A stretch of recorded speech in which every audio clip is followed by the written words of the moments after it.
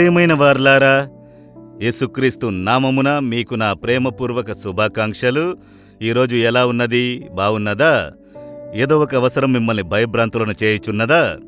ఈ అవసరమునకు ఏం చెయ్యాలి, ఆ అవసరమునకు ఏం చెయ్యాలి, దీనికి ధనము చెల్లించాలి, దీనికేమో రుణము ఎలా తీర్చాలి, దీనికి వడ్డీ కట్టాలి, ఇలా ధన సమస్యల వలన చాలా కష్టపడుతున్నారా?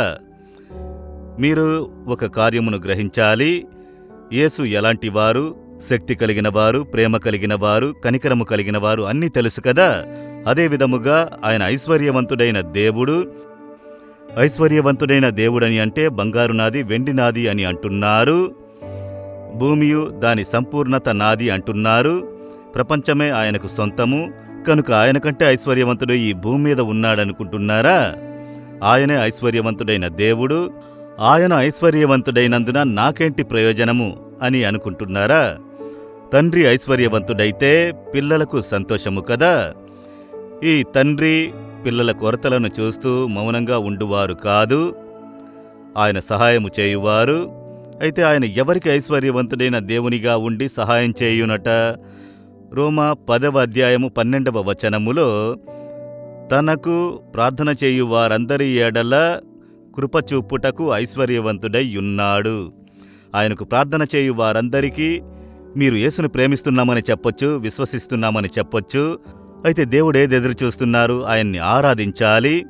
ఆయన్ని స్తుతించి, స్తోత్రించి, మహిమపరిచి ఆయన్ని ఆరాధించుట. యేసయ్య శక్తివంతుడైన దేవ, అద్భుతమైనవాడా, ఆశ్చర్యకరుడా, నాకు తల్లిదండ్రిగా ఉన్నవారా, నా కొరకై మరణించినవాడా, పునరుద్ధానుడైనవాడా, ఆయనను ఆరాధించాలి. ఆయన్ని పొగిడి, ఆయన్ని స్తుతించి, ఆయన్ను ఆరాధించుట. అలా మీరు ఆయనను ఆరాధించితే వారు ఎవరైనను, తనను ఆరాధించువారు ఎవరైనను అందరికీ ఆయన ఐశ్వర్యవంతుడై ఉన్నారు. ఆయన ఐశ్వర్యము చొప్పున మీ కొరతలన్నీ సంపూర్ణంగా చేయును. అప్పుల సమస్యలను మార్చును, బేదతనం తీర్చును, ధన సమస్యను మార్చును, పరిపూర్ణమైన ఆశీర్వాదంలోకి నడిపించును. దానికి మీరు ఆయన్ని ఆరాధించి, ఆయనను స్తుతించి, స్తోత్రించి ఆరాధించాలి. ఊరికే నాకు అదివ్వండి, ఇదివ్వండి అని అడుగుట మాత్రమే కాదు.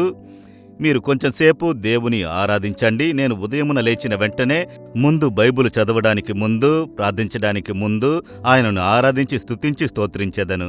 ఆయన నామములను చెప్పి ఆయన్ని స్తుతించెదను. సమాధాన ప్రభువా, మీకు స్తోత్రములు.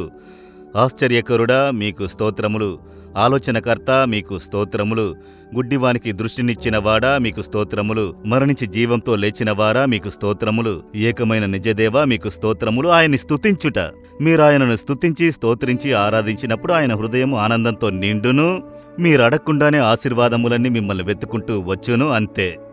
మీరు ఎవరైనను యేసుక్రీస్తుని మీరు రుచించి, స్తుతించి, మహిమపరించి, ఘనపరిచి చూడండి. మీ అన్ని కొరతలు సంపూర్ణముగా మారి ధన సమస్య, ధన కష్టము లేకుండా ఐశ్వర్యవంతుడైన దేవుడు మీ కొరతలన్నింటినీ తీర్చి మహిమపరచును. చేసి చూడండి. ఈ దినము చెయ్యండి. ఈ దినము ఒంటరిగా మీరు రూమ్లో ఉంటే స్తుతించుటకు ప్రారంభించండి. ఆయన్ని స్తోత్రించుటకు ప్రారంభించండి. దానికని సమయము తీసుకుని ఆయన్ని స్తుతించి, స్తోత్రించి, పొగిడి ఆయన్ను ఆరాధించండి. నేను కొన్నిసార్లు సాష్టాంగముగా ఆయన పాదముల మీద పడి ఆరాధించెదను, మోకాల మీద నిలబడి ఆరాధించెదను. అలా మనము స్తుతించినప్పుడు మనకే ఒక గొప్ప సంతోషము కలుగును. ఆయన ఆశీర్వాదము మన మీద సంపూర్ణంగా దిగివచ్చుట గ్రహించగలము. మీరు చేయుదురా, మీరు నిండైన ఆశీర్వాదం పొందుకొందురు. దేవా, మీరు ఐశ్వర్యవంతులై ఉన్నారు. నేను మిమ్మల్ని ఆరాధించుటకు నన్ను సమర్పించుకుంటున్నాను.